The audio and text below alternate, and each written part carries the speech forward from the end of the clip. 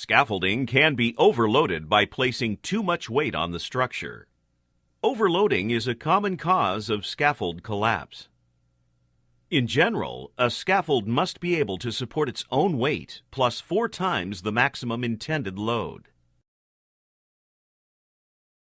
The intended load includes people, materials, tools, and any additional components the scaffold will support. Most scaffolding components have a designated load capacity given by the manufacturer. For the most part, components from different scaffold systems should never be mixed and matched. This is especially true of components that are made of different metals, because there can be a chemical reaction between the metals that weakens them. The competent person can decide if components from different systems can be used safely together. There are many other factors that must be taken into account when determining load capacity, including the scaffold height, the material being used, and the amount of cross-bracing. OSHA has several tables that give loading rules based on these factors.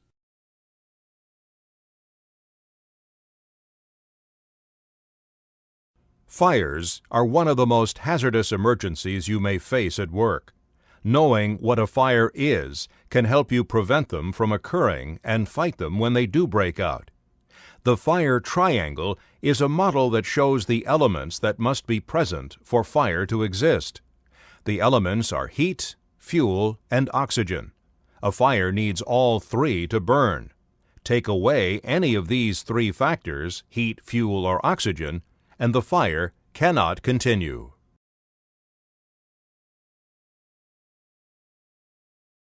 Your workplace will use one of several different types of warning signals to alert workers in the event of an emergency. These warning signals may include, but are not limited to, sirens and horns, radios, verbal communication, talking or yelling. Your employer should explain the warning signals used at your mine during training. Be certain you understand and remember the signals and know how to respond when they are used.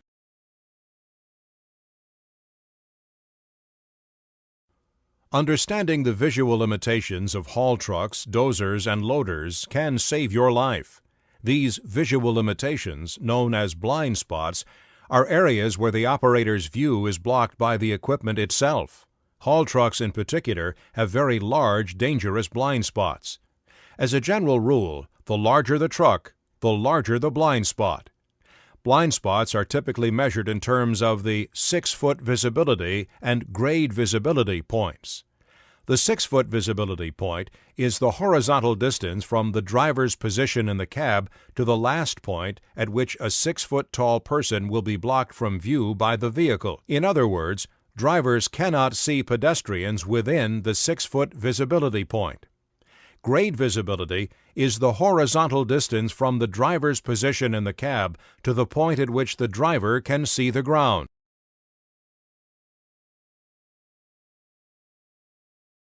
The traffic pattern at a surface mine establishes the safe flow of materials and equipment.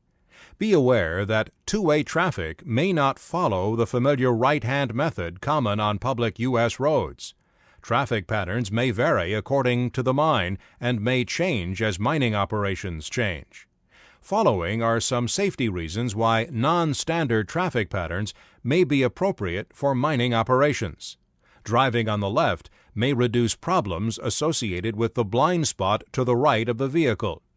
When approaching a dump point, for example, driving left may offer better visibility for safe maneuvering and positioning of the truck. When driving on the left, truck cabs are positioned to the outside of the lanes.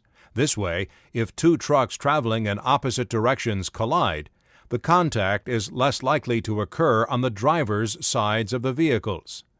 Loaded trucks may require travel on the left, where the inside lane of benched or elevated haul roads offers a safer distance from drop-offs where erosion and unconsolidated ground conditions can weaken the integrity of the road.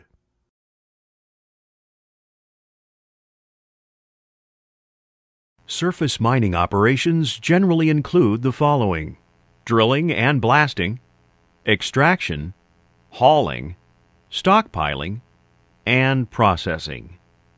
Although specific operations and processes may differ from mine to mine depending upon the material being mined and the ultimate output product, each of these operational elements falls generally into the common functions of extraction and processing.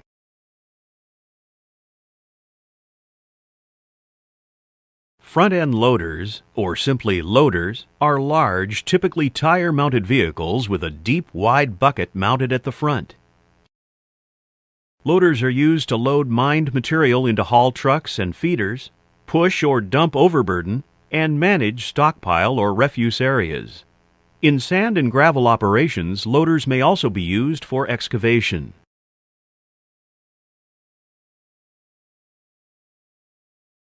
The blade should be adjusted so that the top of the blade is approximately 1/2 inch higher than the board to be cut. To adjust the blade, first, loosen the lock knob on the blade height hand wheel. Then, turn the blade height hand wheel to adjust the blade to the desired height. Always tighten the lock knob after adjusting the blade height.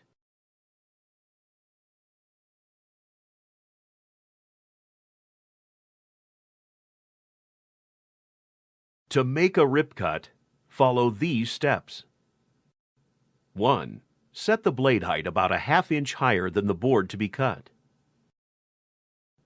2. Set the rip fence at the desired width measurement from the blade. 3. Move the blade guard into position. 4. Lay the board on the table in front of the blade, tight against the rip fence.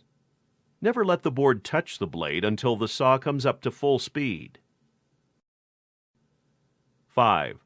Turn the saw on and let the blade come up to speed. 6. Carefully feed the board to the saw blade. Stand to the side of the board and blade such that if the board were to kick back, that it would not strike you.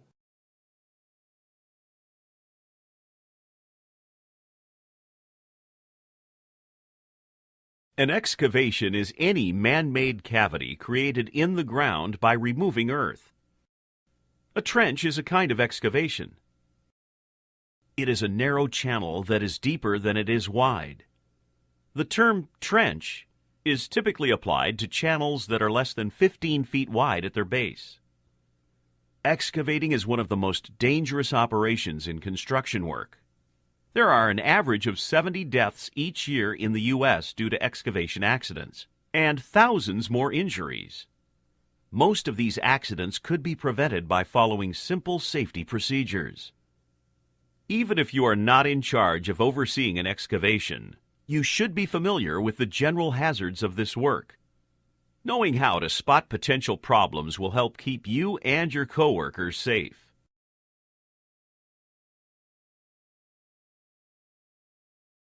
Texture is how we describe the grain and particle sizes in a soil. Soil particles are grouped into what are called soil separates.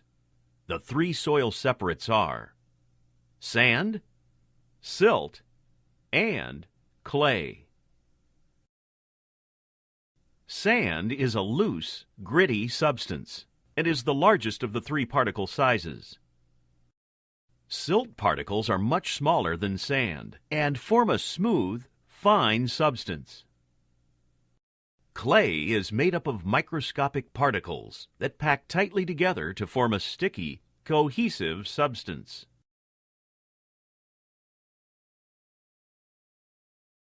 Throttling valves are used to regulate the amount of fluid that passes through the valve.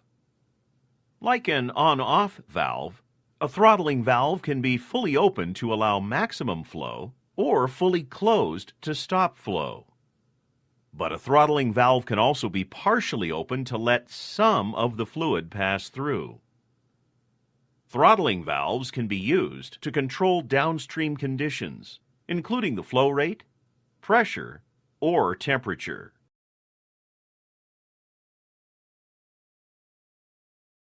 It is important to properly match the valve coefficient to a valve's intended use in a system. If the valve coefficient is too small, not enough fluid will pass through the valve, and upstream equipment, such as pumps, can be damaged. If the valve coefficient is too large, the following problems could occur. The valve may be more expensive, larger, or heavier than necessary. The valve or pipes may be damaged as a result of too much flow. Or the valve may experience the bathtub stopper effect. This occurs when the valve is near its closed position and is rapidly sucked closed, sending damaging waves through the system.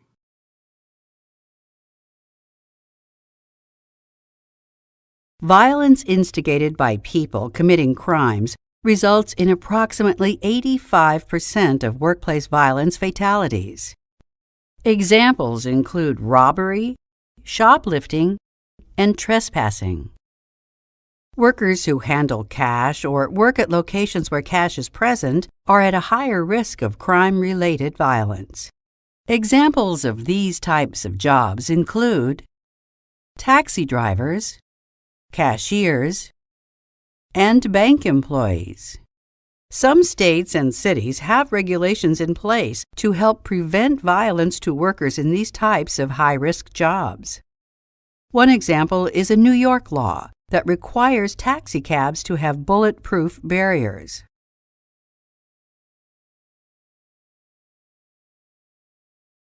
There are many conditions that can cause a wire rope to become dangerous. Immediately notify your supervisor if you see abrasion or wear. This can occur during the normal life of the rope. If the diameter of the rope has been reduced by more than 10%, the rope should be taken out of service. Bird caging. This is when the rope strands have become separated, creating a birdcage effect. Bird caging is caused by sudden release of tension and greatly weakens a rope. Broken strands. Broken strands can occur within the rope or on the surface. The internal breaks are harder to find, but they are very dangerous. Surface breaks can be spotted visually or detected by running a cloth over the surface to find snags.